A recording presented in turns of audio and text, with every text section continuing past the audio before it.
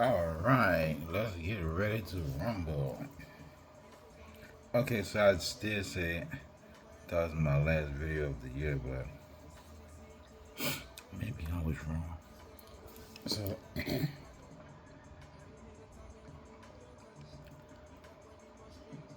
I want to talk about my stepfather. He's dead now. Uh, I won't say his name for reasons, but I'm gonna tell it like it is. Go tell it on a mountain. Go tell it on a mountain. Okay, so we on the mountaintop, so let's tell it.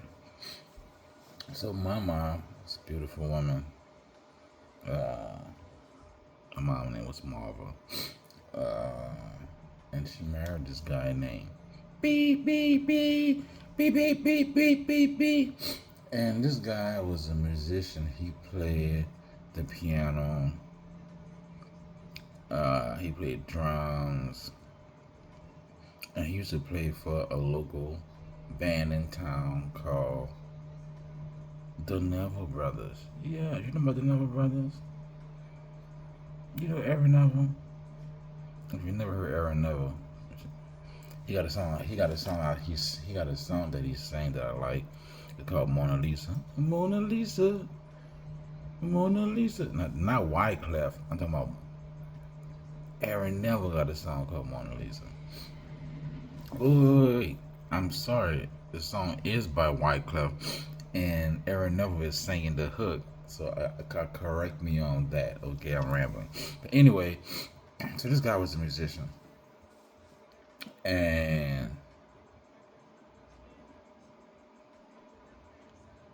he was a horrible human being. And I hate to judge anybody's character, because who am I to judge anybody? Because I could be considered a horrible human being by others too. But this guy really was a horrible human being. He was a womanizer. Um, he talked really bad to my mom. He would call out her name. I know you're saying, well, your mama put up with it. Now, just wait a minute, okay? So he would call out her names and call her, bitches. And that's why, me personally, I hate the word bitch when it's referred to a woman. Because, my mama was called so many bitches and motherfuckers and stuff by this guy that it just got a bitter taste in my mouth, my ears here. I just crumble up because. But anyway, this guy also was. He had a substance abuse problem, and I'm not talking about marijuana. Okay, and he just was chaotic to our whole household. My mama would fight, and the police would come all the time to the house. Then he would fight my mom, and then, I would jump in and fuss and stuff like that to protect my mom. And then one day,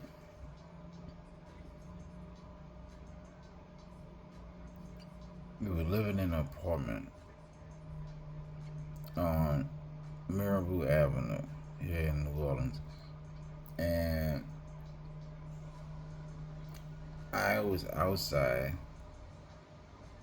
playing with my friends, and we used to walk to Wendy's on the Legion Field when there was the pit in Taco Tico, and we would go over there and we would get like burgers and stuff, or tacos, or just go by the movie or go to Ferrero's, the grocery store. And it was a time when time had changed, and so it got darker quicker. And my mom would tell me, "Hey boy, you need to be inside before it get dark. Don't have me come look for you." Now this was way before this device called cell phones. I didn't have a beeper. I was only like 13 years old, I guess. And we way on the avenue. And then we were so busy playing, and we was playing. Let me tell you, we was cutting people breakers off on the house. I'm talking about outside. We wasn't playing nigga now. We were just cutting your whole break off. If we call you breakers off and run, and we would do it for houses and apartment complexes and businesses, and that was the treachery we were doing. And so we was out having fun, running from people and the police, and I got home and it was a tad bit dark. And so I went inside. My mom was like, she cussed me out. Well, you been? I told you to be inside, son. So you little blah blah blah. And she was mad at me, and she made me kneel on my knees on the floor furnace. And that really hurts, and I'm moving because it hurts. I'm on my knees. And then she said, if you move again, I'ma slap the shit out of you. And I moved. I did, because it hurted. I moved, and she slapped me, and she broke her nail. And she said, oh shit, you little motherfucker. And next thing you know, this guy flies over the sofa and punches me right in the mouth. I'm talking about right in lip bust. He punched me in my mouth, and then I'm on the floor. He's stomping on me with his feet. He's stomping on me, and he's swinging, punching me all in my face, and he's kicking me. And as I look up, my eyes are swollen. I look up and look at my mom, and she just stands there. And she finally get him to stop beating me, and she sent me in my room. This was like on a Sunday. This was like on a Sunday, I believe, because I remember I went to school the next day. She sent me to school, and the nurse, I was into class, and they called me down to the nurse's office, and the nurse asked me, was everything okay? And I told her, I went by my cousin in the St. Bernard Project, and somebody jumped me and took my starter jacket. And the nurse said, you sure? I said, yeah, I just got jumped. Somebody jumped me and took my jacket. Back then, there was beating people up and killing people for starter jackets. It's an ugly piece of shit. So that was my story. So like my mom kept me away from my grandmoms and all that stuff. But, my grandmama found out. And my grandmama was, I talk about her a lot, She was a deaconess, and we went to church. And this guy played the piano at the church. And it's a regular day at church, And then I noticed my grandmama was sitting in the front, clutching her purse the whole time. And she was very strange at church. But years later, my grandma told me that, that day I was in church, that I bought my gun at church, and I was going to walk up to the pulpit, and I was going to blow this motherfucker brain out from beating on you. I said, I didn't know that. But my grandma was going to kill this guy in church for beating me. So why am I telling you this story? Because I'm thinking about people who get abused physically, mentally, emotionally, and that hurts, man. And I remember being all of those, and I vowed to myself that I would never treat my children the way my stepdad treated me. So I would never treat my woman the way that my stepdad treated my mama. And it's in my heart, not to be that type of man, because he was a liar. He stole. He put my mama in harm's way. He put us in harm's way. He verbally abused us. He physically abused us. I mean, you name it, he did it. And I was already raised by my grandmama mostly my life. Man.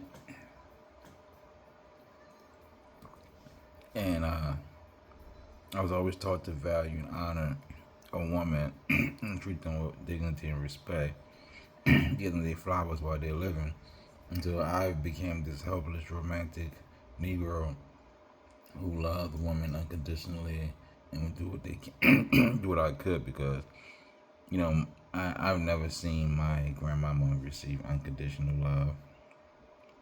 I seen her give it. I never seen my mama receive it, and she was a really good person, and she deserved to have it. She never got it.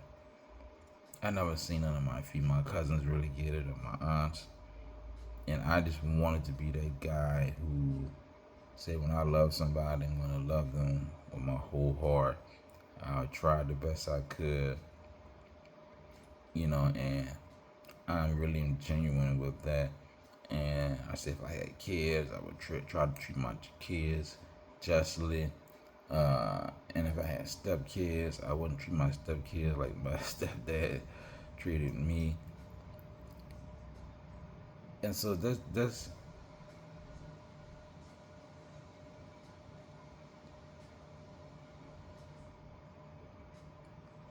I don't know.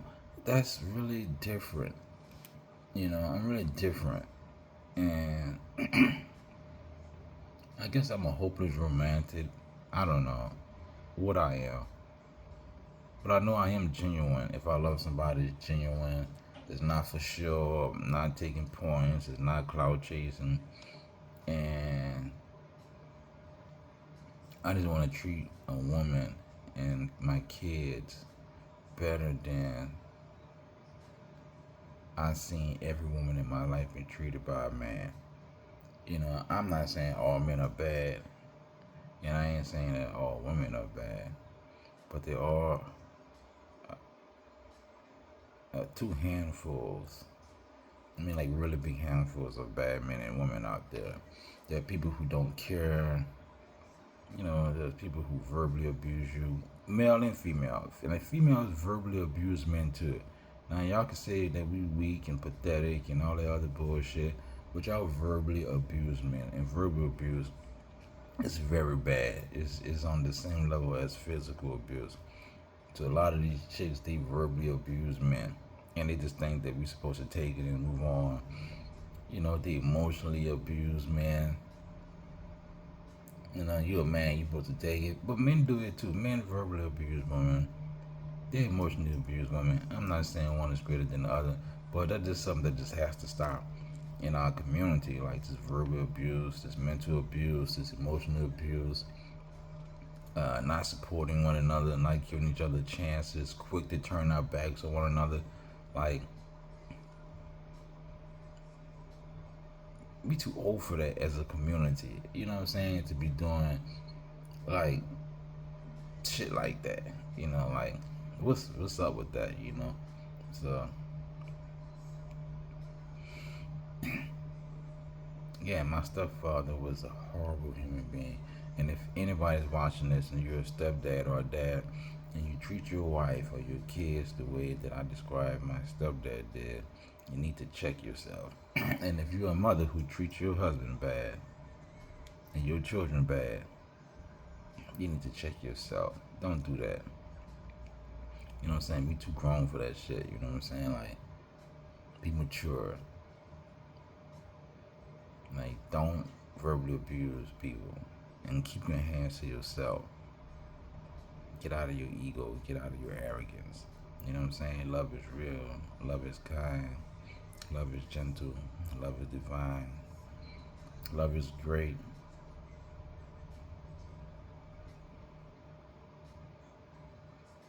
Love is great.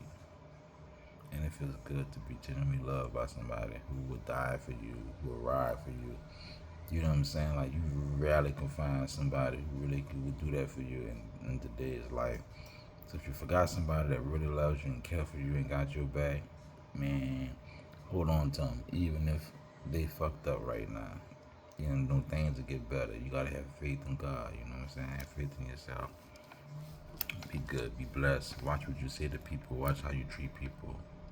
Peace and blessings manifested. Katif North. Peace out.